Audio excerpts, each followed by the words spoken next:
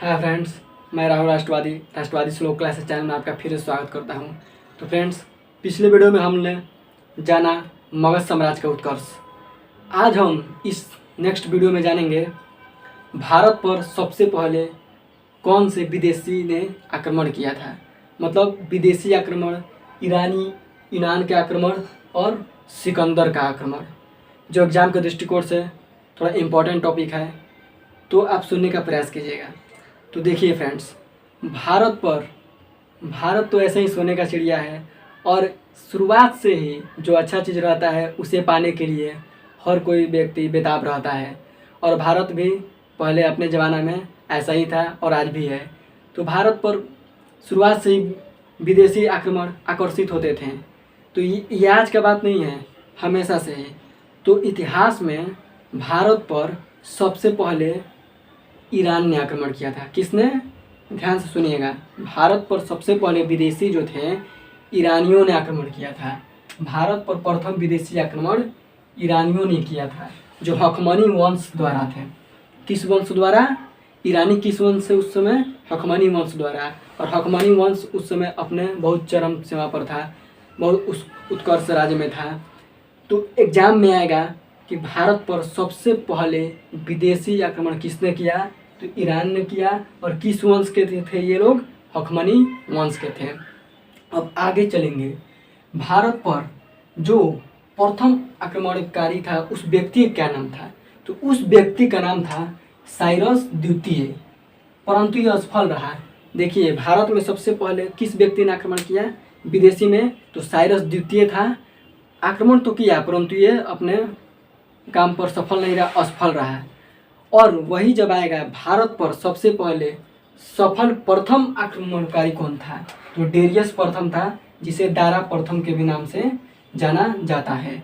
अब देखिए, जो साइरस द्वितीय था आक्रमण किया परंतु असफल रहा। परंतु कौन सफल रहा? भारत पर आक्रमण करने वाला सफल विदेशी आक्रमणकारी कौन था? तो डेरियस प्रथम था, जिसे दारा प्रथम के नाम से भी जाना जाता है। तो ये कुछ पॉइंट्स था ईरानियों के बारे में। तो आप लोग सिकंदर को मत कहिएगा सबसे पहले आक्रमण किया था। सबसे पहले आक्रमण किए थे ईरान के लोग, ईरानियों ने किया था, जो हकमनी वंश के थे। और असफल साइरस द्वितीय था, जो असफल रहा। और सफल आक्रमणकारी कौन था? डेरियस प्रथम था, जिसे दारा प्रथम के भी नाम से जाना जाता है। तो अब हम आपको बताएंगे सिकंदर के बारे में, यूनानी आक्रमण के बारे में, क्योंकि सिकंदर से एग्जाम में हमेशा क्वेश्चन रिपीट करता है।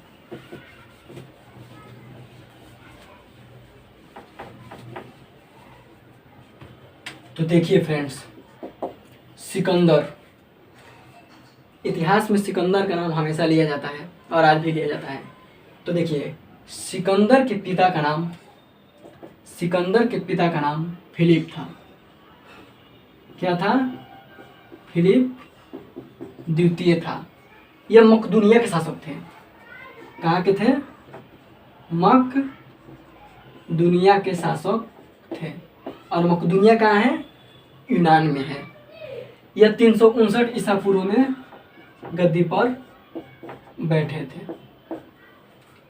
जो यह थे, सिकंदर के पिता का नाम फिलिप द्वितीय था, जो मकदूनिया के शासक थे। मकदूनिया यूनान में आता है, जो 359 ईसा पूर्व में गद्दी पर बैठे थे। और 329 ईसा पूर्व में इनकी हत्या कर दी गई। 329 ईसा पूर्व में फिलिप की क्या हो गई? हत्या कर दी गई थी।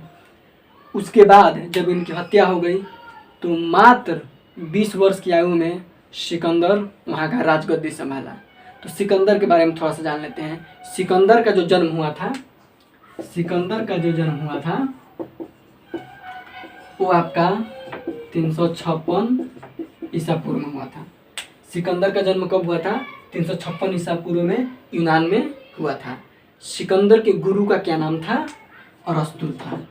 सिकंदर के गुरु का नाम क्या था? अरस्तु था। अरस्तु बहुत बड़े विद्वान थे, जो सिकंदर के गुरु थे।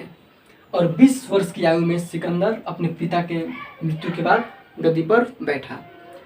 तो देखिए फ्रेंड्स, सिकंदर हमेशा सपना देखता था कि मैं विश्व विजेता बनूं। तो विश्व विजेता बनने के लिए सभी देशों को, सभी विश्व को जीतना पड़ेगा।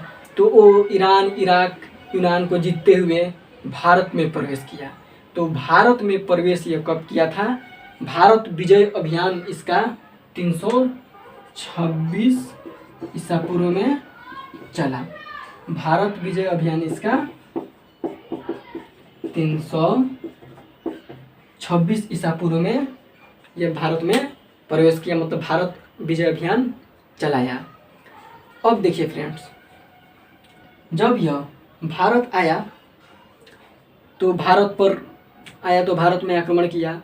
आक्रमण करने के उद्देश्य से भारत को यह क्या करना चाहता था, अपने साम्राज्य में मिलाना चाहता था। तो भारत जब आया तो इसको इतिहास में बहुत बड़ा एक नाम आता है राजा पोरस का। पंजाब के शासक राजा पोरस थे। पोरस कहाँ के शासक थे? पंजाब के थे। यह सिकंदर को रोके, सिकंदर के साथ युद्ध किए। पोरस एक बहुत बहादुर राजा थे जो पंजाब के शासक थे। ये सिकंदर के साथ युद्ध किए। तो राजा पोरस और सिकंदर के साथ युद्ध हुआ, जिसे इतिहास में हाइडे स्पीच का युद्ध कहते हैं। इसे इतिहास में क्या कहते हैं? हाइडे स्पीच या झेलम का युद्ध। राजा पोरस और सिकंदर में युद्ध हुआ, जिसे इतिहास में क्या कहते हैं? हाइडे स्पीच या झेलम का युद्ध। अब देखिए, यूनानी इतिहासकारों के अनुसार, अन्य इतिहासकारों के अनुसार बोला जाता है कि इस युद्ध में पोरस क्या हो गया था? पोरस हार गया था। जब पोरस हार गया तो सिकंदर उससे बहुत प्रभावित हुए और पोरस को पकड़ कर ले गए। तो पोरस के साथ बोले, बोलो तुम्हारे साथ कौन सा व्यवहार किया जाए? तो पोरस बोले, वही व्यवहार करो जो एक राजा दूसरे राजा के साथ करता है। इस वाक्य को सुनकर, उनकी बहादुरी को सुनकर, उनके राज्य को सिकंदर उनको नाम कर दिया और उनको अपना सहयोगी बना लिया। परंतु मेरे हिसाब से फ्रेंड्स ऐसा नहीं हुआ होगा। क्यों नहीं हुआ होगा? इतिहास में सिकंदर को महान बताया गया है, लेकिन मेरे अनुसार पोरस महान है। पोरस इसीलिए महान है क्योंकि पोरस एक बहुत बड़े राजा थे। अब देखिए, अगर सिकंदर जीतता तो जरूर मगध में आता। मगध में आने के पश्चात संपूर्ण भारत पर वो आक्रमण करता है। परंतु यूनानी इतिहासकार अपने राजा को, सिकंदर को महान बताने के लिए इतिहास में ऐसा लिखे। ऐसा सिद्ध भी हो चुका है, परंतु इतिहास में वही पढ़ा गया है कि पोरस हार गए, सिकंदर जीत गया। लेकिन मेरे अनुसार पोरस महान थे, सिकंदर नहीं। अब आप लोग ये डिसाइड कीजिएगा कौन महान था। अब देखिए फ्रेंड्स, पोरस और सिकंदर में युद्ध हुआ। इस युद्ध को हाइडे स्पीच के युद्ध के नाम से जाना जाता है। अब फ्रेंड्स बताते हैं आपको, सिकंदर के सेनापति क्या नाम था? सेनापति क्या नाम था सिकंदर का? सेल्यूकस निकेटर था। क्या था? Seleucus Nicator. इसी के पुत्री के साथ चंद्रगुप्त मौर्य विवाह किए थे, आप लोगों को मालूम होगा। और सेल्यूकस निकेटर का उस समय इंडिका का लिखने वाला मेगास्थनीज आया था इसके साथ। तो ये बाद में इसके बारे में थोड़ा चर्चा करेंगे आपको। अब देखिए, इसका सेनापति कौन था? सेल्यूकस निकेटर था। इसका जल सेनापति कौन था? जल सेनापति कौन था सिकंदर का? निर्याकस था। कौन था? निर्याकस था। ये फ्रेंड्स कुछ पॉइंट्स हैं जो आपको एग्जाम में हमेशा हेल्प करेंगे। पूछ देगा सिकंदर का जल सेनापति कौन था? तो निर्याकस था। इनके सेनापति कौन था? तो सेल्यूकस निकेटर था। अब देखिए फ्रेंड्स, अब आगे है